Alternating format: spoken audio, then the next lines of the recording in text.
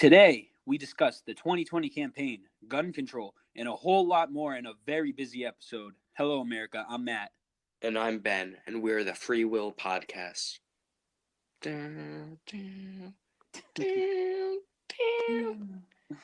Hello, guys, and welcome back. It feels like it has been ages, but Ben was sick and I was a little bit busy, but we are back, and it is a new year, 2019. Happy New Year's, everybody. Happy belated New Year's. Yeah, absolutely. But with a new year comes a lot of news, so let's just get right into it. So for our first story, we got a pretty big one. That's actually kind of an understatement.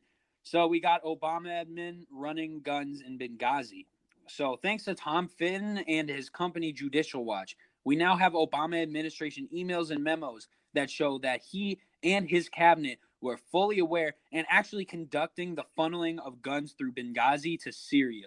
Obama and his administration were also warned about ISIS and were told that the guns were being funneled. I apologize. It's a new year. I'm still getting back into it. Obama and his administration were also warned about ISIS and were told that the guns being funneled could potentially end up in ISIS control, but Obama ignored those warnings. So what do you think about this, Ben? I think that this is a huge story. This is completely ridiculous, and not only is this unethical for our country, but this is just genuinely un-American. We had people who risked their people who lost their lives, and we had a former president and his administration that gave our enemies who later killed us guns. I mean, that is insane. And that this isn't headlining news everywhere that's just beyond me. Yeah, I mean, absolutely. This is a huge thing. Mm-hmm. And it shows corruption in our government, or at least our former government during the Obama administration. This shows incompetency. This shows a lack of judgment. This is just awful. Yep, absolutely, Ben. And I think for me, this explains a lot of things, but the two biggest things it explains to me is, number one, no wonder ISIS wasn't being diminished. And it was expanding during the Obama years, and Obama himself said that ISIS will never die because it's an ideology.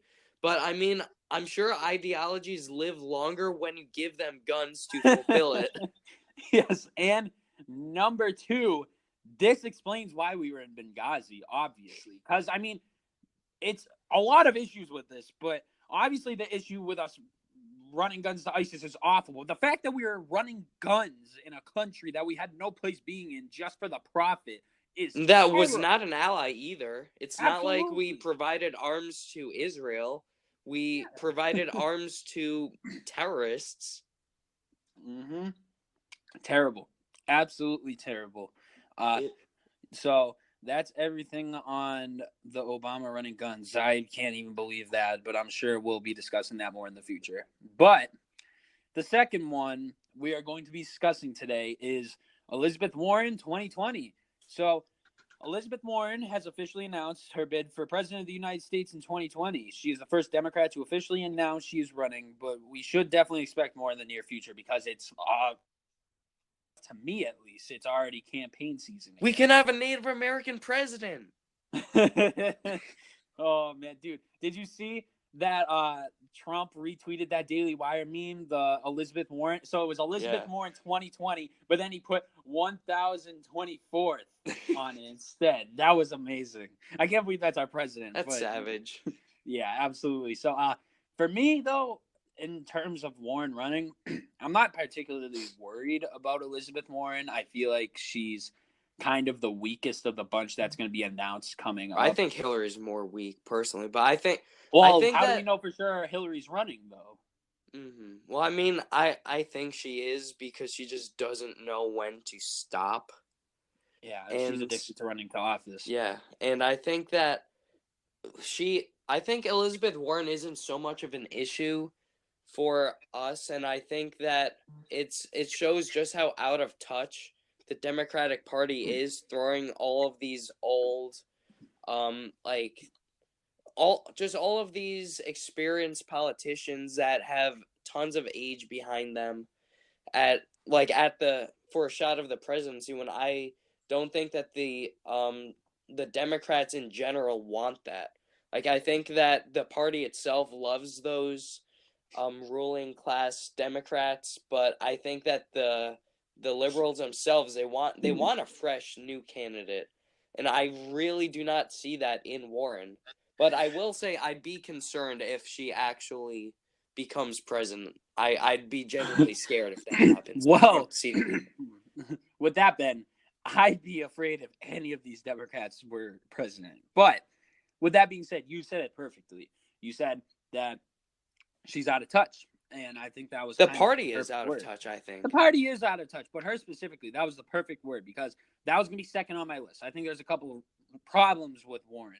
I think number one, she is white, so we all know that the Democrats like to play on the identity politics. So I don't genuinely believe that they could. The only white candidate in the Democratic Party I could possibly see getting the vote to be the primary leader is Beto O'Rourke, and that's it. And even he's a stretch, but that's number one. Number two, like you said, she's out of touch. And number three, I think she's just too old. Like, I think that that the party wants somebody who's on the younger side. Like Obama, he was extremely young. Yeah. And he's still very extremely young. What, is Obama in his mid-50s right now? So, I mean, they want a candidate in Well, their here's a 40s, candidate 50s. that was pretty relatable to a lot of Democrats in particular, because he was a fresh politician. He didn't have too much experience, but he had charisma. He was a minority. I think that the saving grace for Warren is that she's a woman, and I think she's gonna use that as her primary campaign. But I think that she just doesn't get that she needs to actually run on ideas. At least how I see it is, you shouldn't use a physical trait. You shouldn't use a ethnicity or anything as a selling point. I think everything should be merit-based and ideology-based. That's really what it comes down to. But when you have people who say, "Oh, I'm a woman, so therefore I'm entitled to this," or "I'm African American, so I'm entitled to this," or people who say, "I'm whatever and I'm entitled to this," you're not entitled, and that shouldn't be your primary focus for your campaign. It should be what you want to accomplish, how you accomplish it, and how you look at seeing the world and how you see America and its future. That should be what you run against. Absolutely, and I think you said that perfectly. But before we end this, I feel like we'd be doing a disservice to the viewers if we're talking about Elizabeth Warren and we don't discuss her live stream on Instagram. Oh, that was hilarious. It was so bad. It was unwatchable, dude. She was like so robotic. Just, you can see how hard she's trying to be relatable. I mean, it just makes it worse, though. I know. I appreciate she's trying hard, but it's just not working. Just be yourself. If you don't like yourself, then you shouldn't be president of the United States. But it was so bad, dude. She was like robotic. She was like, I am going to get a beer.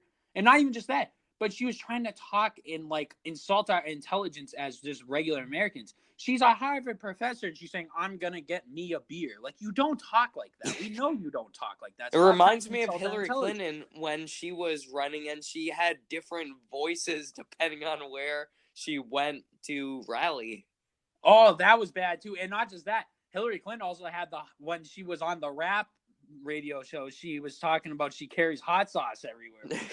When they asked her what's the biggest thing to carry, and they knew, they were like, yo, you're pandering to us, right? And she was like, oh no. She was like acting all clueless. Like, we all see through it. Like, if you're gonna be authentic, be authentic. Because I think the problem is that Obama set the bar so high for being in touch with voters that they're all just trying so hard now to become in touch with their voters. But yeah, because they just don't have it. They don't have the youth. Like Obama did. They have too much experience in there. They're just too old to try and act like that. I Yeah. mean, they're not fooling anybody. We can all see through it, obviously, and it's just making it worse. It's just making it worse. Yep, How is it that is. presidential at all? Saying I'm gonna go get me a beer. Yeah, it was so bad, and like like you said, it's just making everything worse. Like obviously, like nobody will ever be Obama again in any party. I don't think in terms of how he connected with the average American, how he was just kind of like an average Joe. Like he was a very well spoken man, but at the same Well, I mean, time, at least that was his image as an average Joe, but he really was not.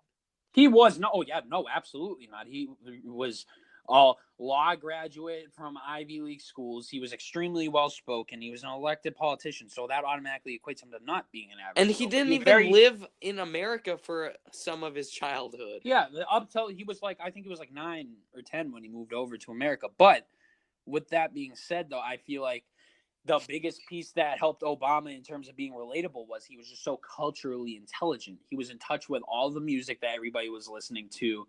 He was in touch with all the trends of the time. He was young. He was in great shape. He had this perfect nuclear family or the atomic family. I apologize, where you have like the wife and the 2 kids and the dog. Like it was just very perfect.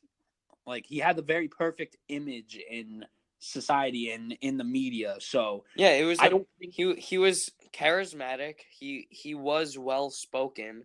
He appealed to minorities, and that is just not something that Warren has. that's not something anybody in this run has. The only one, like I said, I know I keep pounding on it, but nobody wants to listen to me. But I'm telling you right now, I am worried about Beto O'Rourke. Like if I think anybody in that party could possibly take Trump and make him a one-term president, it would be Beto O'Rourke. Especially if he ran with somebody like Biden as vice president again. Like that would I would. I'm not saying we would lose, but I'm saying I would definitely have to be a little more worried. Like if we were talking about a Warren Trump race or even a Warren Kamala Harris or Cory Booker race, like I'm not particularly worried about Trump losing. But Well, if I'm gonna be honest. I think that they do have a chance at winning. I do think that they have a chance at knocking Trump off of the presidency, but I don't really think that it's a per candidate basis. I mean, obviously, if you have Hillary Clinton again, that is going to harm that party. But I yeah, think that for most of the candidates, as long as they are reasonable to what the Democrats want, like the voting Democrats, I think that I I think that it's not going to make a huge difference who they have running, whether it's him or even if it's Warren. I think that the people are still going to vote for who they're going to vote for. I think that the Democrats, especially, will be looking at the ballot box, seeing a Democrat, and they'd have their Trump hate, so they would go for the Democrat, or the Republican would see that a Democrat on there and just be like, no, I want Trump some more.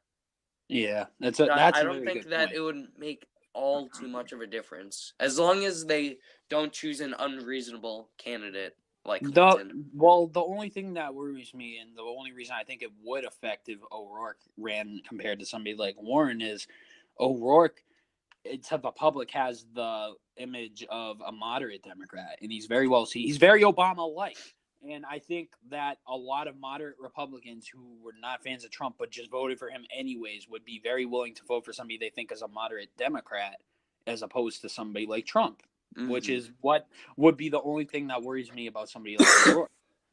Well, what worries me is that I think that since there is very little moderation in the Democratic Party itself, I'm concerned that there's a large amount of people that are just going based on this media that's going on, that are just watching, indulging themselves in the CNNs, just reading all of these heavily biased media websites and believing that stuff and just falling for that bait and not voting their conscience and voting for a party based on what they think is fact, but is really opinion at best and fiction at worst.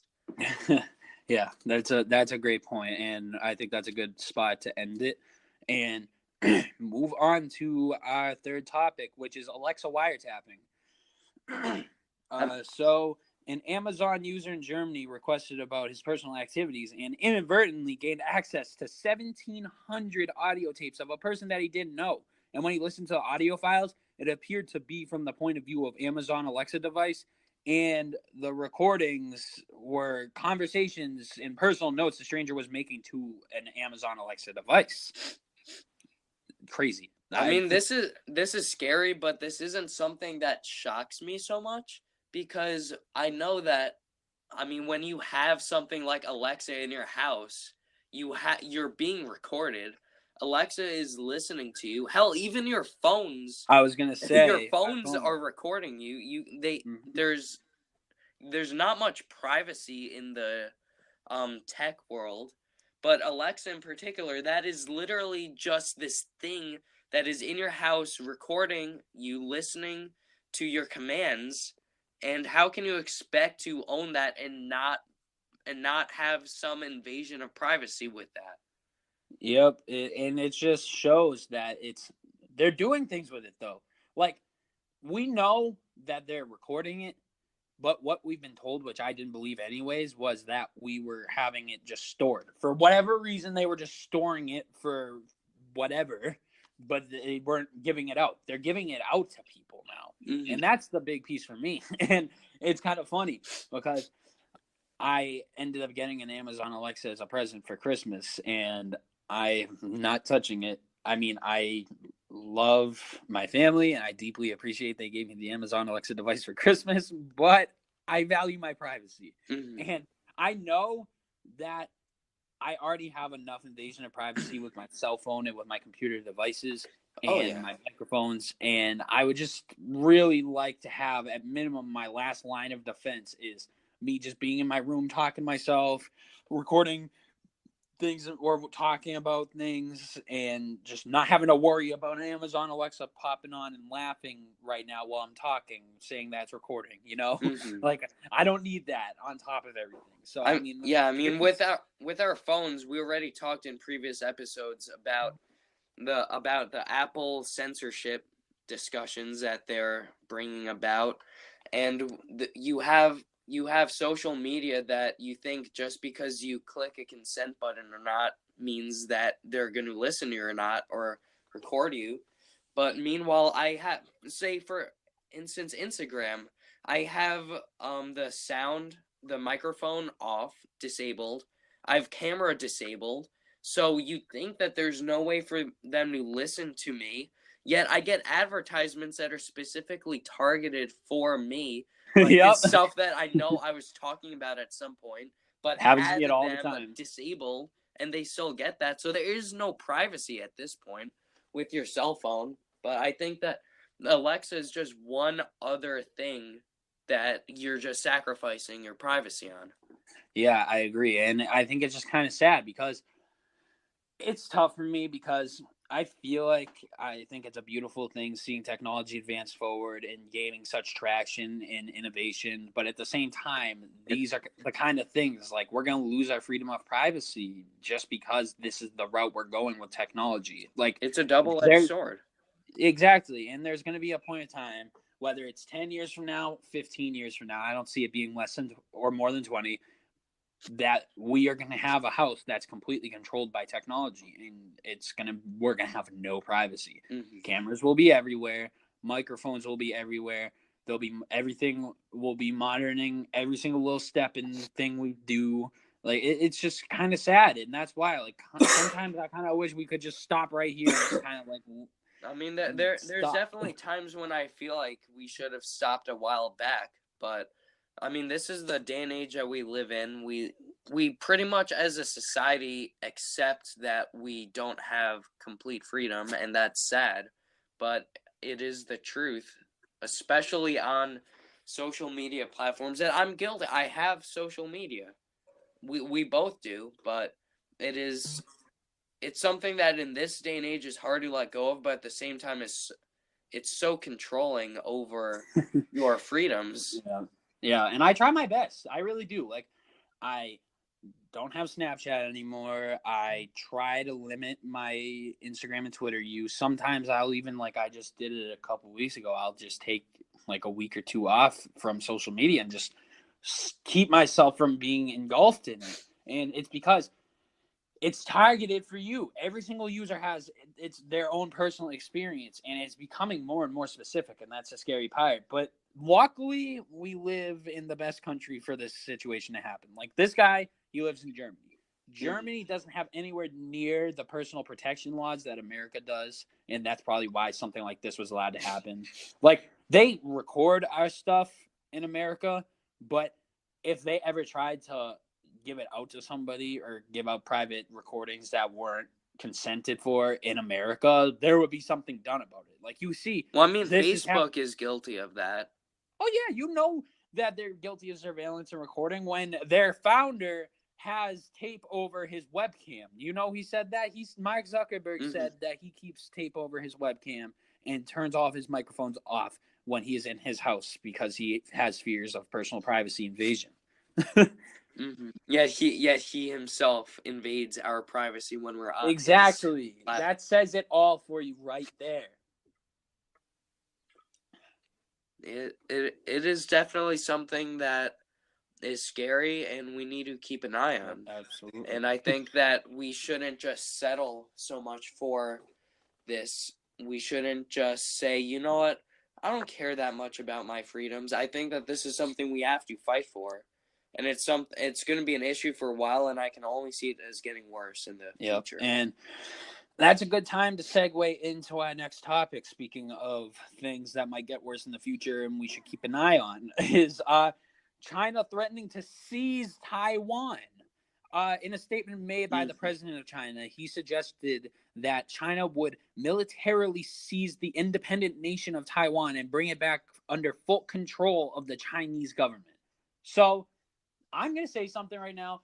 It's going to seem hypocritical, but let me explain. I promise that I have my explanation. And last week on the episode, we were talking with Chase, and we were talking about pro-war, anti-war, and I kind of cemented myself as somebody who is anti-war. And for the most part, I was regarding that to the Middle East. And I say that because the Middle East, I feel like, was just kind of a big catastrophe. And I feel like there was a lot of reasons that were wrong that we got into the Middle East. But something like this is going to lead me to correct myself today on this episode and say that I am a sometimes war person. And the reason I'm saying that is because I feel like if the second or third most powerful country in the world is acting authoritarian and taking over democratic countries, that is means for us to get involved. I'm not saying that they're gonna. I think it's just talk and posture. But speaking hypothetics here, I think that if I wouldn't care if it was another country. Like if it was just some sort of like a communist country or a lawless country, I wouldn't care. But it's the fact that it's a democratic republic, just like us. It has a constitution. It's an independent nation. It's seceded from China over 20 years ago. And if China is going to be taking over democratic nations, that's when we need to get involved, because at being the most powerful country in the world, we have an obligation to protect democracy. We don't have an obligation to just protect people, but we have an obligation to protect democratic nations that can't protect themselves, because that will incentivize democracy across the world. And let me tell you, Taiwan has no chance without backing against China, because obviously China is a massive country. Yes, absolutely. They have a lot of resources, and they are definitely a threat that I see as only growing worse in the near future. And we definitely not only need to keep an eye on them, but we can't let them bully other nations like this, and definitely not let them invade. Yeah, not just Especially invade them, democracies, but seize, like take back over. This is like literally like they're trying. The way China's describing it is like a Polish invasion by Germany style seize and military takeover of Taiwan. So it's definitely this is definitely a country that is really powerful and is not in the common interest of democracy. And continuing on some China news, we're going to go on to our next topic involving China, which was China threatening to attack the U.S. Navy. And no, I'm not kidding you. That is an accurate title. So, as if that last story weren't enough, at the completion of China's first domestically built aircraft carrier, one of China's top admirals made comments about attacking and sinking United States naval aircraft carriers. So, continuing on what I was talking about with the last China topic, this is another situation where I'm sometimes war. Obviously, if you attack us, we're gonna go to war. And with someone like China, it isn't going to be a small war either. That could escalate to a world war. Yeah, that's a global conflict for sure, and that's the worry here. I think that China's all posturing. I don't think China's threats are any more credible than North Korea's threats or anybody else's threats made towards us, Iran, all of them. They're all just trying to get under our skin because that's what happens when you are the most powerful nation on earth. Everybody else is trying to diminish you and get you to react in a way that you shouldn't react. Yeah. And that's what's happening here. China isn't our ally. They don't have the same ideals as us. They live in a dictator-like country. They really don't have any freedom. At least the citizens there don't. Yep. And they just want to seem like some tough guys by threatening a global power such as the U.S. And I think they're bluffing. I hope they're bluffing because that would not be a pretty conflict at all. And again, if you shoot down us, we will start a war. I mean, especially if we have a president with a backbone, which I believe that if they did something that Trump would declare war. Of course. But honestly, though, you never know just because of the Democrats constantly threatening Trump, that saying that if he was president, a war would start and Trump would try and salvage that. But he should go to war. I'm sorry, but if we're getting attacked, I don't care what the Democrats say about. I don't either. I think that if we get attacked, we go to war with them because we don't stand for that. We can't be bullied. And we can't be pushed around. We need to fight for our service members. We need to stand for other Americans. We need to stand for democracy, and we don't tolerate that. We just don't.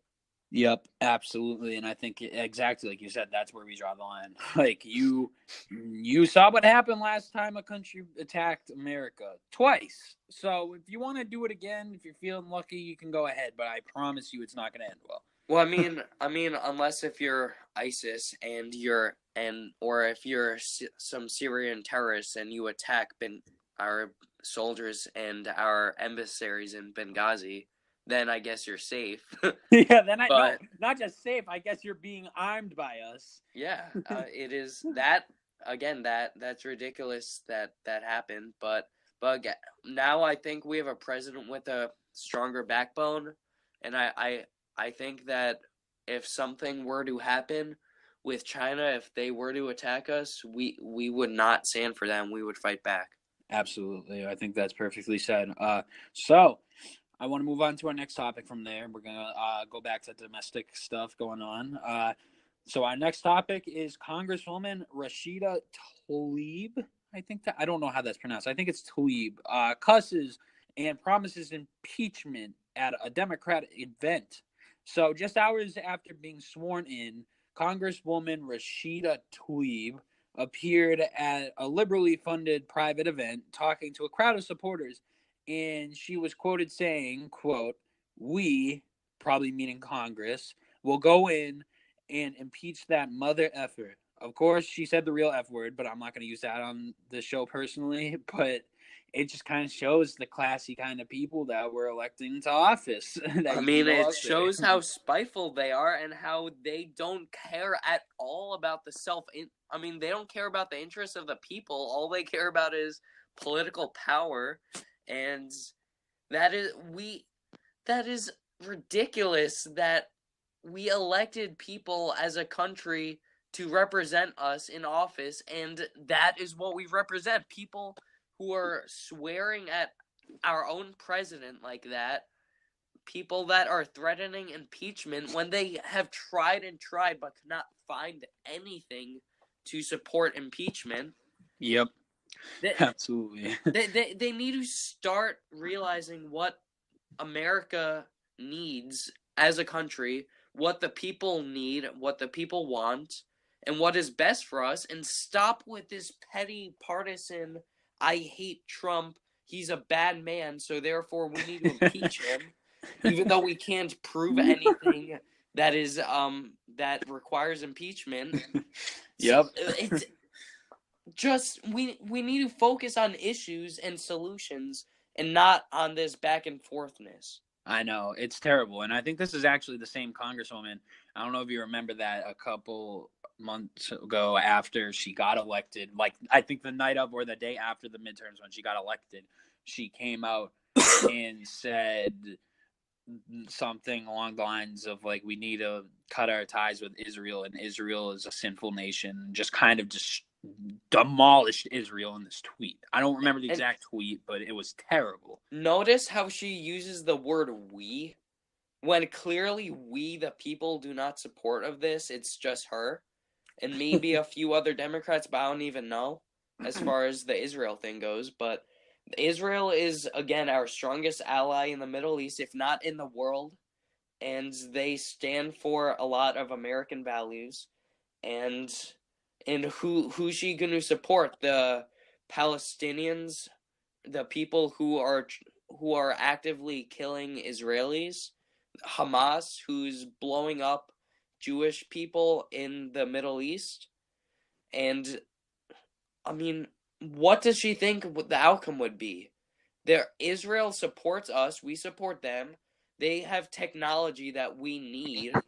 They have so much innovation there, and we're going to sacrifice all of that so that we can feel politically correct. Yeah, no, I don't like that one bit, and I agree with that totally.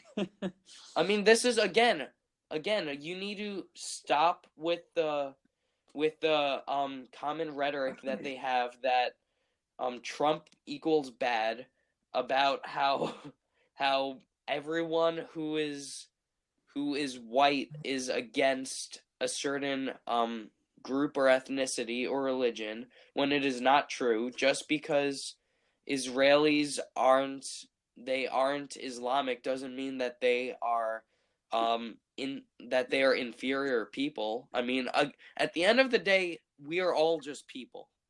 And it doesn't matter what religion you identify with. It doesn't matter what ethnicity you are. At the end of the day, you're a person. And threatening to withdraw our alliance with a group of people who have similar interests with us, with similar viewpoints, and who is a strong ally, is a grave mistake. Yep, and it sends absolutely. a wrong message that came from the United States in office. Mm-hmm. That's what happened in the Obama administration. But I do want to touch something that you started saying but stopped saying, that it doesn't define them. Whatever religion you are, whatever race you are, it doesn't define you. And unfortunately, though, we're living in an era of identity politics where that is some people's entire personality. Like, their entire identity is built around this one thing, whether it's being Muslim or being a minority. Like, it's built around that.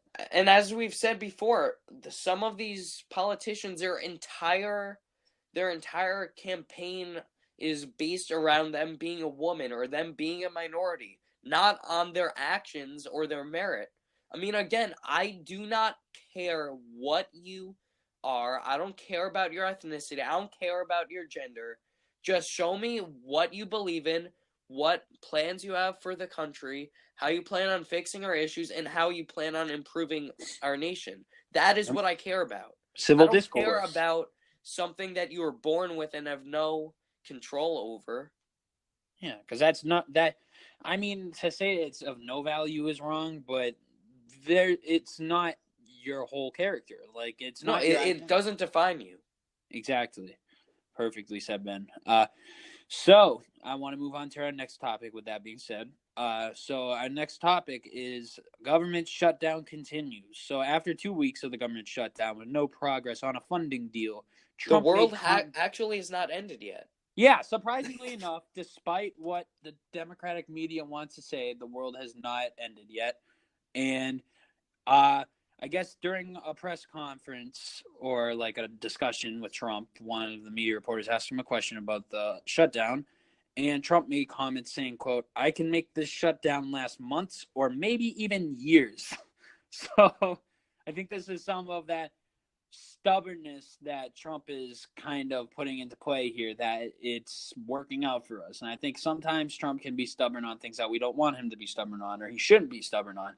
And then sometimes he's stubborn on things that work in our favor. I think this is one of those things that I really, I wasn't sure at first, but seeing we're 2 weeks in, he's making comments like this, I genuinely believe that Trump is not going to budge on the wall, and he Well, will I mean, not. he can't, because that was his campaign promise, and he's going to be remembered as someone who can't fulfill his promises if it doesn't happen.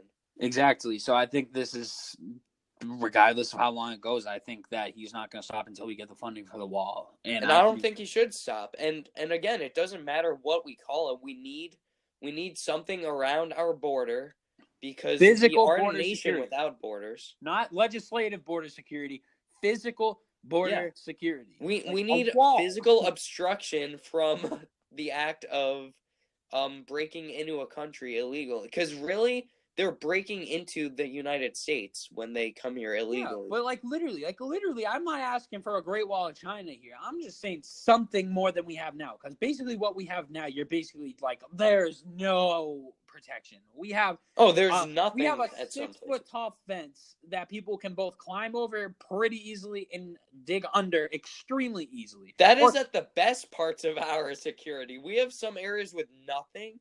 We have some areas where you have just these little wooden beams that you can literally sit on. Like, they aren't that highly elevated. That's where a lot of our heroin's coming from, people who just cross that. Yeah, and it's terrible. And, like, I'm sorry, but despite what the media is trying to tell you, I'm going to sit here and tell you that a wall works. I'm sorry. Look at everywhere in the world that has done it, whether it be China or Israel or whether it be South Korea at the DMZ. Like, walls work. I'm sorry. If you put in a 25-foot tall, even if it's just some like reinforced steel border, like if it's not that's like fine. a brick wall, that's fine. Anything that's 25 feet tall or 20 feet tall or 15 even, just something that makes it difficult for people to get over. And I was watching them, the head of the border patrol, he was on with Trump and he was talking about the border wall. And you know how we've put in some places already, we put in some like prototype border wall.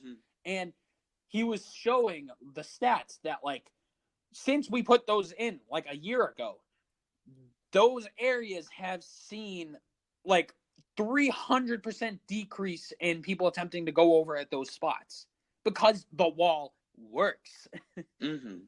Yeah, it is. And when you say that the wall is trying to keep out certain people from our country, there's nothing wrong with these people applying through the legal citizenship. There's legal immigration, but they always leave out the word illegal. They always leave that word out when they try and diminish the wall, when they try and elevate all of the people who come here illegally. And at the end of the day, illegal and a criminal is someone who commits an illegal act. So therefore, everyone who's in the country illegally is a criminal. You have a problem. You have a big problem that you have people that are saying that the wall goes against American beliefs, when you just need to realize that America has always been the land of opportunity, but you can't abuse that by coming in here when you don't go through the citizenship perfectly process. said. And ironically enough, I think Chuck Schumer said it best in 2009 in a speech that was leaked last week, that I'm sorry, but when the government and our politicians use words like undocumented immigrant or just don't bring up the fact that they are illegal immigrants, it gives the perception to the public that our legislators are not serious about stopping illegal migration to the United States. And they're not. But I think it just shows right there that they are not very serious about it at all. And we should be electing people who are serious about it. Well, they omit those words because they know that if they put them in, their whole ideology is flawed. They know that it is flawed, but they can't openly say, "Oh yeah, we believe in people breaking into this country illegally.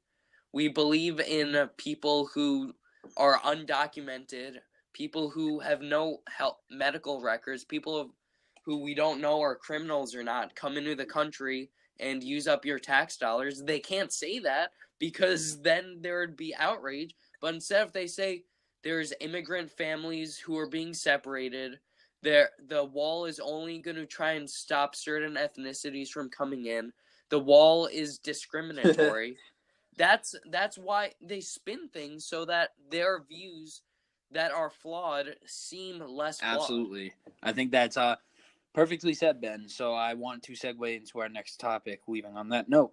And our next topic is Nancy Pelosi officially reelected as House Speaker. So shocker.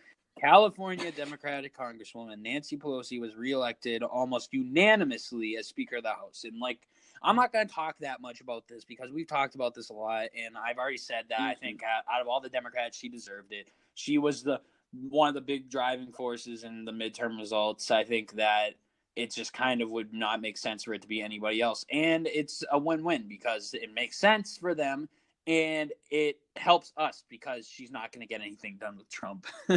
So, well, I mean that goes both ways though. For us, it helped. For Republicans or people on the fence, it might help with that. But it could also go the other way, that people view her as standing up against the evil Trump administration. I doubt it though, because Ben.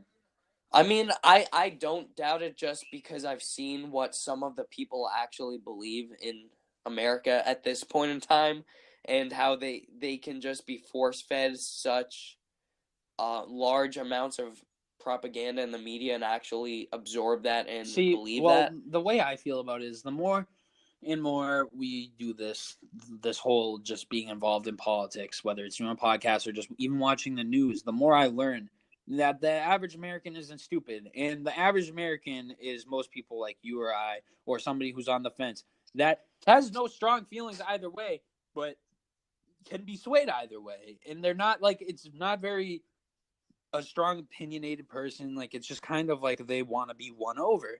And I think that those kinds of people, which I think are the majority of Americans, are watching the news and watching the coverage of this stuff and seeing what is happening with the Republicans trying to push something as important as border security, and it's just completely getting blocked by Democrats because they don't want to even give a dime. They said that even if Trump lowered the number that he wanted for the amount of money he wanted for the border wall, they still wouldn't accept it because they just want nothing about the border wall. And I think that shows to the average Joe American that the Democrats just don't want to get things done, especially not just important things such as illegal migration, which is a certain something that we've had serious issues with over the past 20 or 30 years. Mm-hmm.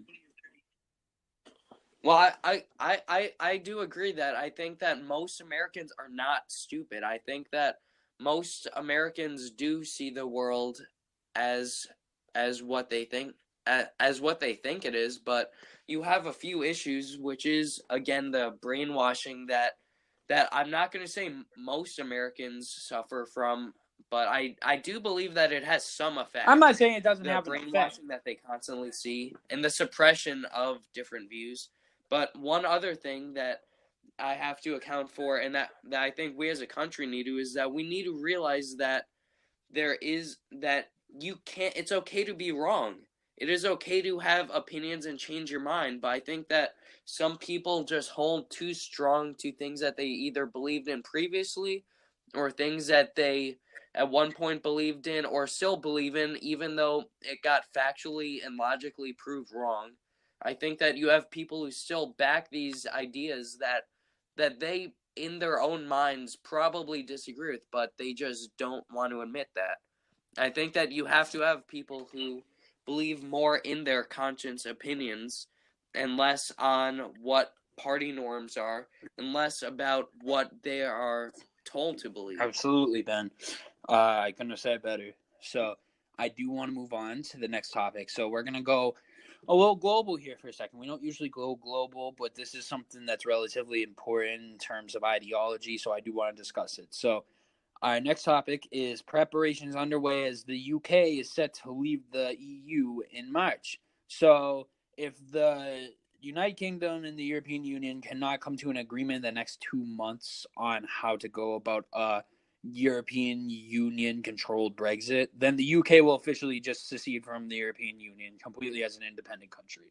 And for me, I think this shows, and it was very convenient timing that as Trump, a conservative legislating president, was getting elected in America, that these other nations, specifically Poland, the UK, South Korea, were electing Republican leaders as well, or pushing for Republican type ideals or conservative type ideals, such as a Brexit. Because honestly, for me, I love Brexit because I feel like there's a lot of issues with being in a European Union like that, but the biggest issue for me, and the biggest issue that I see when I look at a country like the UK, is that you don't have borders. It's like globalism light. Like you have a mini world right there of all those European countries that they don't really have any borders, that you can just go and come and go as you please amongst all those countries without having a passport or anything. You can just come and go. Citizens of all the different countries can go to the other ones and just swap around, and it's a total mess.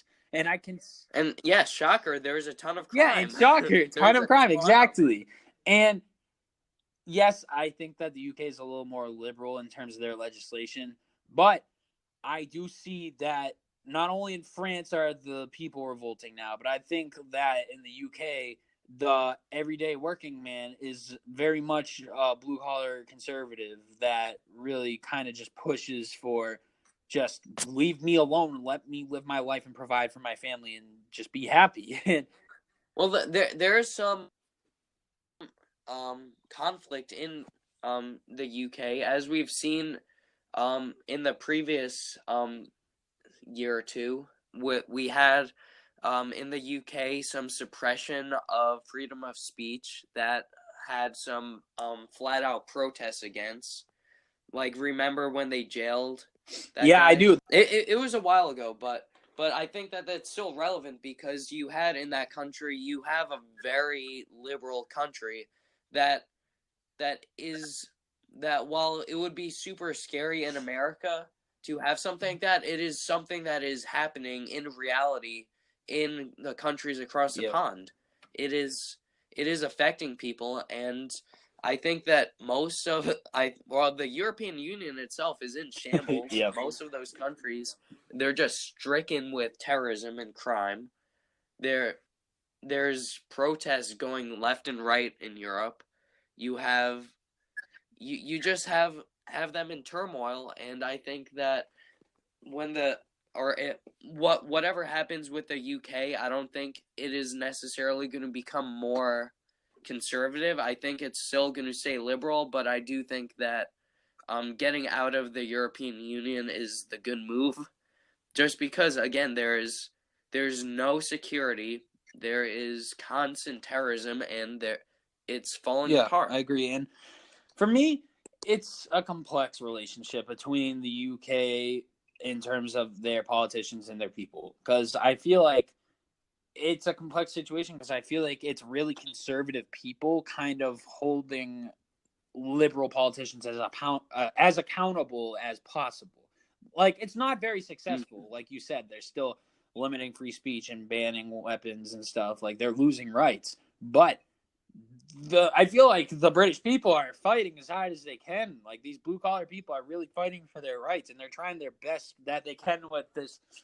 I want to say Rhino, but they're not Republicans in the UK. So Rhino, though, of Theresa May, that she poses in public into the British people as this conservative, strong-head female, but she's such, and at best, she's a moderate Democrat. And it really just shows that, and I think a kind of big piece of that was shown that the United Kingdom was like, okay, we got to hold her accountable more often now, is when she totally botched Brexit. Because, I mean, if we're being honest, Brexit should have happened 3 years ago. They voted for it, it passed, and then Theresa May botched it when she presented it to the EU, and it never ended up happening.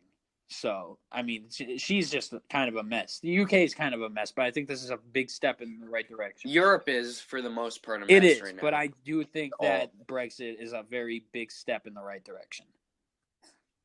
I want to move on to our next topic. We're going back home real quick. We're going to talk more about Trump.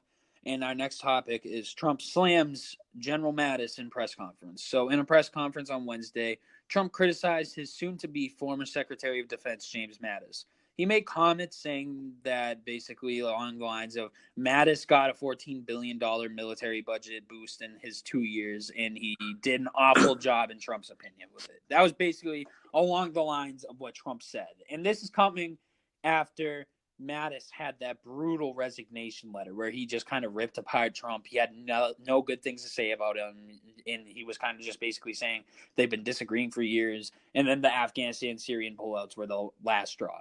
So, I mean, for me, this is kind of just Trump being childish. I mean, I don't think he should have said it. It was uncalled for, in my opinion. It was uncalled for in my opinion, too.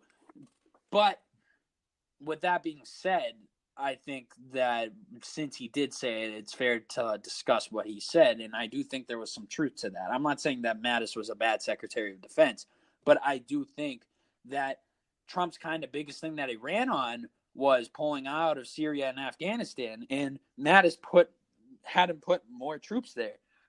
I mean, at the end of the day, it was Trump's choice, but he was being advised by Mattis, and I think that's kind of what Trump's bitter about. And I think Trump wouldn't have did this if Mattis wasn't so brutal in his resignation letter, because if you remember correctly, when Mattis officially announced his resignation to the public, Trump came out and he was like, he was wonderful, nothing but good things to say about General Mattis, loved him, one of the most beloved people on our cabinet, we're going to miss him. And then Mattis came out with this brutal resignation letter, and now Trump's all upset, and he's like, yeah, well, I don't think he did a good job anyways. I think it's Trump just kind of being a child, and Trump always has to get the last word. And I think that he shouldn't be saying that for a couple reasons. Number one, it's just unprofessional. And number two, especially when you're president of the United States. It's unprofessional for the president to say that. And number two, which I think is more important to dissect, is he's saying this when Mattis resignated. So he's saying that the guy he picked to be Secretary of Defense didn't do a good job. But when you're supposed to pick the best people for the job, you're saying you don't think he did a good job? Like, no, that's not what's happening here. It's just Trump being a child. I don't think he actually thinks Mattis did a bad job. I think that he's just upset that Mattis kind of insulted his character. And this is where we kind of see the egotistical, narcissistic side of Trump come out. And I don't like it. It is pretty well known that one of Trump's biggest flaws is his ego, and he cannot have anybody rip on it in any way or question anything of his opinion or his character. And that is definitely present in this, and that is, again, what feeds the Democrats who try and attack absolutely. Him. And I hope he improves more on it. He said that when he was doing that interview at midterms, he said he'd like to kind of mellow out a little bit, not be so hostile, but I haven't really seen that, if we're being honest. Nope. I mean, maybe, hopefully, he'll have a New Year's resolution. Yeah, let's hope so, because I don't like when he does this, and this kind of just hurts everybody in the situation. So yeah, it definitely doesn't make him look absolutely good. Not. No chance. Yeah, so that's all on that topic. I want to move on to our next topic, which is another Judicial Watch topic, and that topic is Los Angeles, California sued to remove 1.5 million inactive voters from ballot mailing lists. So Judicial Watch officially completed a lawsuit on Los Angeles County, California, to remove 1.5 million inactive voter names from the voting roll. And if you don't know what inactive voter means, it means anybody that has either moved out of the country, moved out of that county, died, become unable to physically vote, anything along those lines. Basically, they're not active voters. So that's what an inactive voter is. And Los Angeles County alone, this election had 1.5 million of them on the voter roll, which... How many times do you have to say it? The dead and the illegal can exactly. vote Democrat. So Judicial Watch is doing a great service here. I know I haven't talked about it much, but I love Judicial Watch. They're great. They're a great source. They're always getting huge pieces of information. They go through a lot to get this stuff. They file FOIAs, and they wait sometimes 5 years to get some of this stuff to be completed and go through. And it's doing a great justice, because this is just a small step, but this is hopefully going to unravel a bigger problem. Because if Los Angeles County had 1.5 million, you can only imagine the other places in this country. Specifically California. And I mean, 1.5 million, what is that? Like 10% of the illegal immigrant population? So I'm not saying all of those were... It's a huge number. Yeah, regardless. It is just absurd. It's a big step in the right direction of making it so only Americans are voting. And I love that. And people talk about the Russian collusion where there's no evidence, and how much of an infringement that is on our election process. Yet we have 1.5 million inactive voters in Los Angeles County alone. That is a real... That is something we have proof of, we have evidence of, and that is a real issue. Yep, absolutely. And I think it's just a mess. Our whole voting situation is a mess right now. I mean, we even just had at midterms there, the liberal lady who was counting the votes in Florida during that rundown, and she was throwing away votes. She was throwing them in the trash because they were, quote, damaged. It's not her job to decide when they're damaged. You know what's damaged? Your thought process. You can't just do that. And that's unfortunately the situation that we've been left. It shows a pettiness. It's total pettiness. And it's something we've been left after the Obama administration, unfortunately, because of all the good cultural qualities that Obama might have brought. He also brought a whole lot of pettiness to the government and to the whole election process. And I think that's kind of what's been showing since Trump got in, because Trump's uncovering all of it. Yeah. Mm-hmm. Yeah, this is definitely a issue that I think we're going to see even more of, especially in 2020. We're really going to see what's going to happen as far as this whole voting situation is going to go. Because we already know that Democrats are going to call for a recount if Trump wins. We already know that there's going to be a lot of there's going to be a huge mess as far as all of this sorting goes, and it's not. Yeah, it's gonna be bad, and that's pretty much everything on that.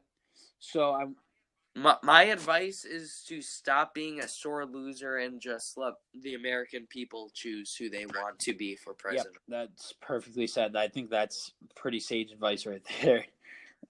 So our next topic, we're almost done with the topics. Our next topic is House Democrats to introduce background check gun bill on Tuesday. So House Democrats will introduce their bill to require universal background checks in firearm purchases on Tuesday.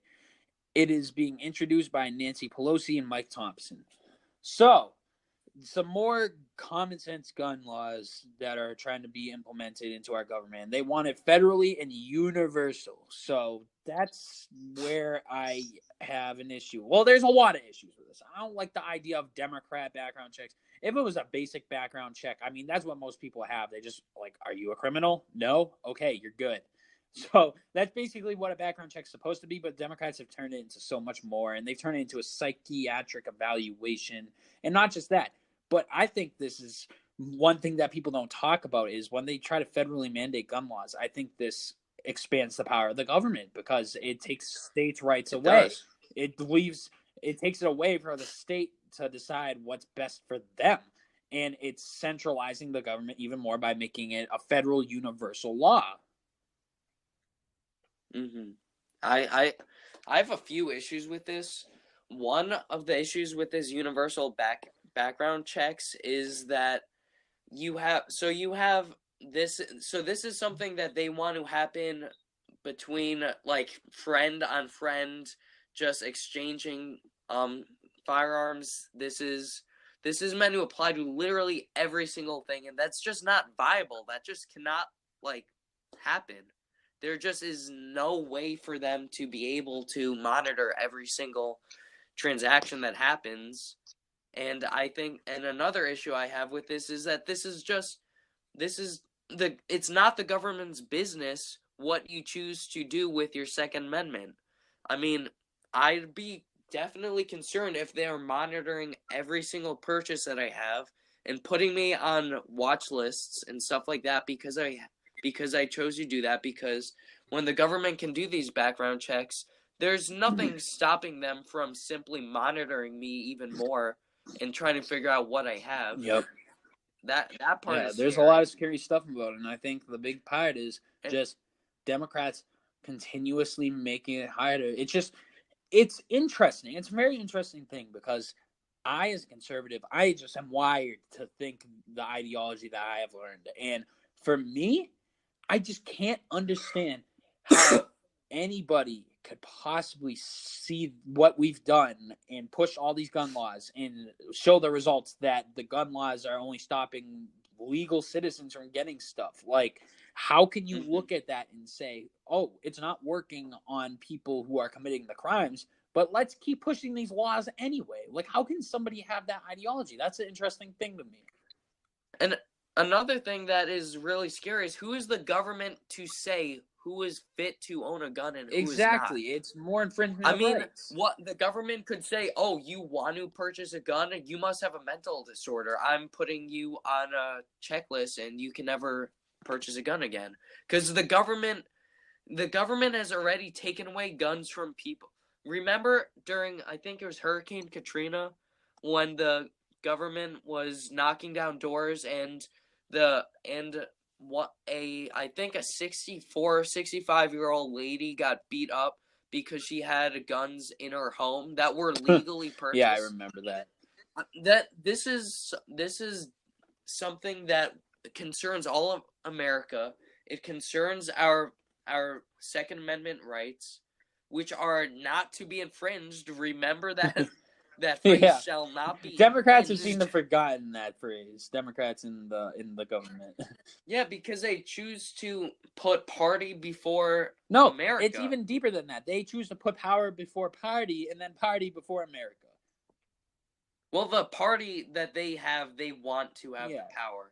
And then from there, they want the individual to have the most. Absolutely. So that's exactly what's happening, and it's just some more alarming stuff. But with the topic of gun control being discussed, I do want to discuss another story that we have here, and it's our final topic, is Washington State to ban citizens under 21 from buying assault rifles. So the state of Washington is officially banning citizens under 21 years of age from buying any type of assault rifle in that state.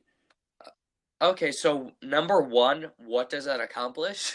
Besides making citizens not be able to protect themselves as much until they're older in age.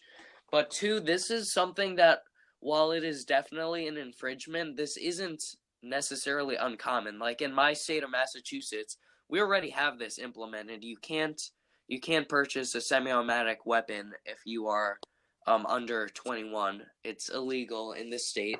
You can't even own an AR-15 in this state, which is ridiculous. It is a complete infringement. It's insanity to me, and it's so alarming to me for the sole fact that it's so clear what's trying to be pushed here, and it's the eventual down the road. They're thinking long term here. They want to eventually be able to just take guns away in general, and that's what's happening. They know they can't just snap their fingers and have everybody in the country not be able to purchase a gun. So what they're doing...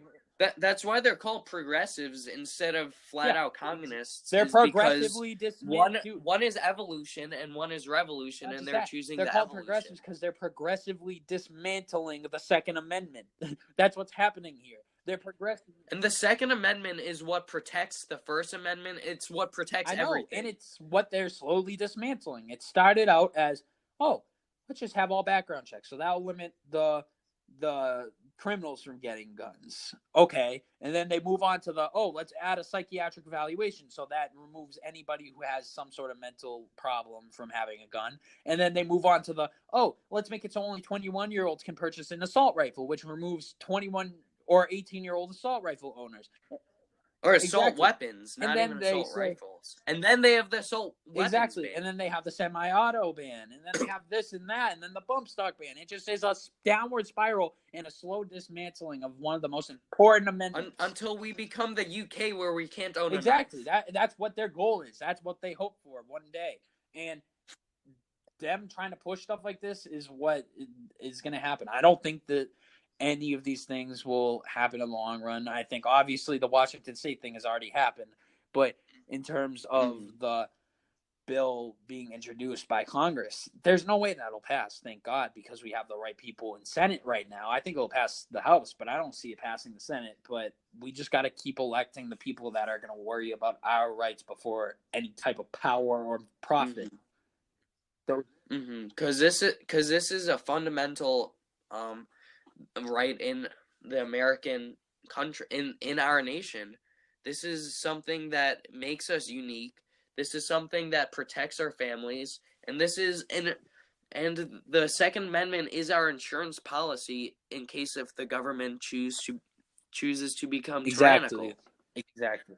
That's what it really comes down to, and that is why the Second Amendment is so feared upon by the progressives in office, because they see that as something that holds back their power.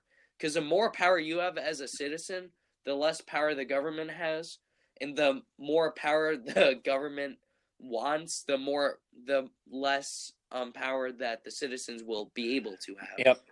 It's just a downward spiral as far as your rights go, and that is really the biggest thing holding back the government from just turning on us. Absolutely. I think that's the perfect note to end it on. Okay, so finally we have our local topic, which I'm going to let Ben explain because it is in Massachusetts. Yeah, so what happened? So in class, we're doing presentations. This is in journalism class. We're doing presentations on journalists and stuff like that. Basically, people who've had influence in the media. And I had this one kid who was presenting. He was assigned Jack Dorsey, the owner of Twitter. And it was so cringy just seeing what he was posting or what he had on the slides. So he had as examples of Twitter and their and how influential they are in the media.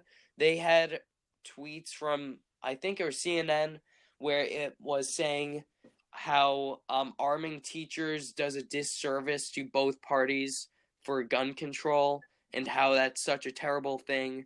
And then I couldn't debate him because this was a class. This is what he was teaching us. He was literally in front of the class teaching this. The teacher, I can't reveal his name. I can't reveal the student's name either. But the teacher did not say anything. Literally, he just let it slide. And then there was just more. He was also assigned the owner of Drudge Report, and he was just slandering the owner. He was criticizing him. He was saying how his site is fake news and all of that stuff. He was mumbling stuff under his breath. And this was slit. They let this kid talk about this, and the teacher did nothing. There's nothing that he could do. So, and you have some kids in this class that don't know anything about these people. They don't know what Drudge Report is. And they just are feeding this, they're taking this in as knowledge, when this really is nothing but some kid's opinion that he's sharing to everyone, and it is heavily biased, and there's just nothing that was done about it. No other sides. There's just nothing. I was going to say, the important part would be to have another side, and that's just, unfortunately, what schools are starting to not have in America, and that's kind of the biggest issue we see trending, regardless of where you look, for the most part. And I say, especially in democratically leaning states, that you have this, like, it's just completely one-sided, and anybody who is a Republican or a conservative is just usually the minority. Mm-hmm. And one thing I'll also say is that with teachers being armed, that was not the only liberal topic that he presented. He presented several others. And keep in mind, again, this was about Jack Dorsey. This isn't about CNN or any of these points.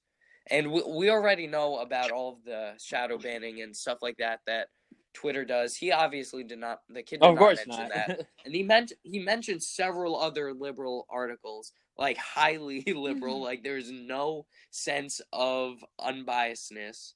It was completely biased. I just can't remember them off the top of my head right now. That was the only one that just stuck with me. And I just see this as a big issue, that you have no representation of facts, and that some students just have such radical views, and they can't tolerate hearing other people's views, and they can't represent them. Yeah. And remember, again, these kids can be the future teachers of America. These could be the future politicians. So just again, America, just keep your conscience. Just look at all sides and don't take everything you learn as fact. That was perfectly put, Ben. So that is going to wrap up all of our topics today. So now, as always, like we do every week, we're going to be moving on into our last few little segments that we always have. And that's going to start with books I am reading.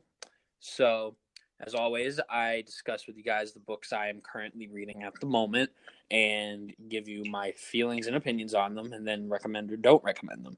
So, the first book I'm going to talk about is Ship of Fools by Tucker Carlson. So last episode, I had just started Ship of Fools, and I finished it about 3 days ago. It was a great book, and Tucker really shows how Washington is really more separated as elites and less as partisan legislators. Like how it's more money, the color green, than red and blue in Republican and Democrat. And they're pinning us against each other, regardless of how the everyday Americans' political views are. We're all being pitted against each other because these people are telling us what's happening, but it's not really reality. And Tucker used a lot of examples saying, hey, you see this major Republican and this major Democrat, they think the exact same thing, and it just so happens that could profit them. And he gives a lot of those examples, and it was just an awesome book. And Tucker's one of my favorites. And I definitely 100% recommend this if you want to get a very insightful look at the political landscape in America today. It's a very new book. I think it came out in October, I believe. I just got it for Christmas, so that's why I was reading it now. But yeah, I 100% recommend that book. The next book that I'm currently reading at the moment is The Point of It All by Charles Krauthammer. And this is a book of conservative icon Charles Krauthammer's best columns in his 50-so-year career. And I'm on chapter 4, and it's a really solid book. I love Charles Krauthammer, and he was one of the thought leaders I looked at most when first getting into politics. Like, I really loved listening to him talk and reading his stuff. And when I was a little teensy-weensy little freshman trying to learn about politics, Krauthammer was one of my favorites. And it's really a shame that he passed away when he did. He was only 68 years old, and he was taken really soon. But if you want a very insightful, classical, traditional, conservative, just very good philosophical look on a lot of things, this book is for you. Because this book isn't just any type of book. It's a compilation of all of his greatest award-winning columns on all various types of topics. And it's just great. And every little article teaches you a little more that you didn't know before, or gives you new insight on something. It's a great book too. I'm only on chapter 4, like I said, so I'm not quite done yet, but I will keep you guys informed on when I do finish that. So yeah, that's books I am reading. Yeah, so we were going to do shout-outs, but we got the shout-outs a little late this week, so unfortunately we are not going to be able to be shouting out anybody in this video. But as always, we're going to be shouting people out next week. So if you do want to be shouted out in one of our podcasts, all you have to do is like our shout out post. We post one every single week before we put out an episode and say like this, and you will be shouted out. It's that simple. And if you like the most recent one, we can just put you in the next we'll just put you episode. We'll shout that's you a good out. idea. So if you like this one that's out right now, we'll put you in the next episode. So we apologize for that, and that's pretty much gonna wrap up this week. I'm very glad to be back. It's a new year, 2019, and it was a lot of crazy stuff right here at the beginning of the year, first week of January, and we're already spiraling into some crazy stuff going on all over the place. So as you know, that's very exciting for us because we get to commentate on all of it. So yeah, we have a lot of big stuff coming this year. I'm excited. We got full 12 months ahead of us of doing this, and I cannot wait. I'm ecstatic about it. Oh yeah, same. This is gonna be one of the most interesting years in American history. For sure, especially because for political history. Yeah, definitely. Absolutely, especially with the campaign season starting this year. I mean, obviously the election next year. This is going to be a complete war zone. Yeah, we're about to get into some murky waters. We're going to be having a lot of interesting guests on. We're going to be debating a lot. We're probably going to get a lot of heat from some liberals, as always, but we're happy to take part in all of it because we do it because we enjoy it immensely. And I'm very glad to see that we're not alone, that a lot of young Americans our age, 18 to 20, are very, very politically involved lately, especially in the last few years. And even younger, even some of our younger viewers and some of our younger features. It's really important that we get people from all ages and all sides of issues.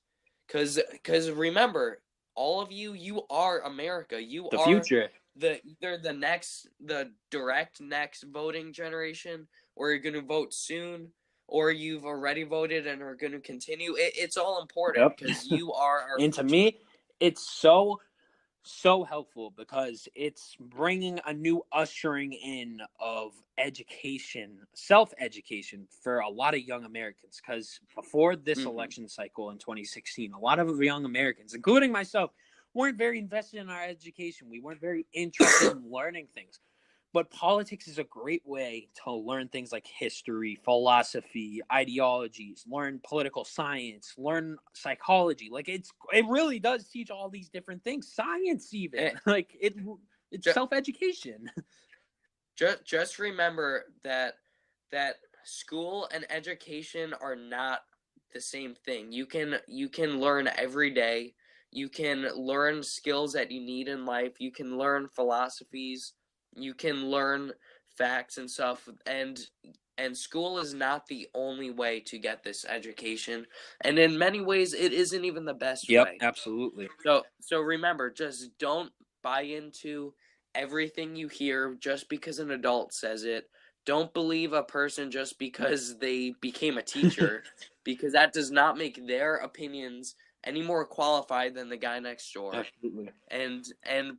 And just look out for opinions and realize what an opinion is, what a fact is, and what you should be skeptical of. And be skeptical of everything. Yep, absolutely. That is the perfect note to end it on. So it's been a great week. I've been happy to cover it. And as always, I'm Matt. And I'm Ben. And don't forget to like us on Facebook and Twitter. And keep tracks. Give us a subscribe. It really means a lot to us. It does. And we love doing this. And just keep it coming. Yep. Thank you for being a great audience. America.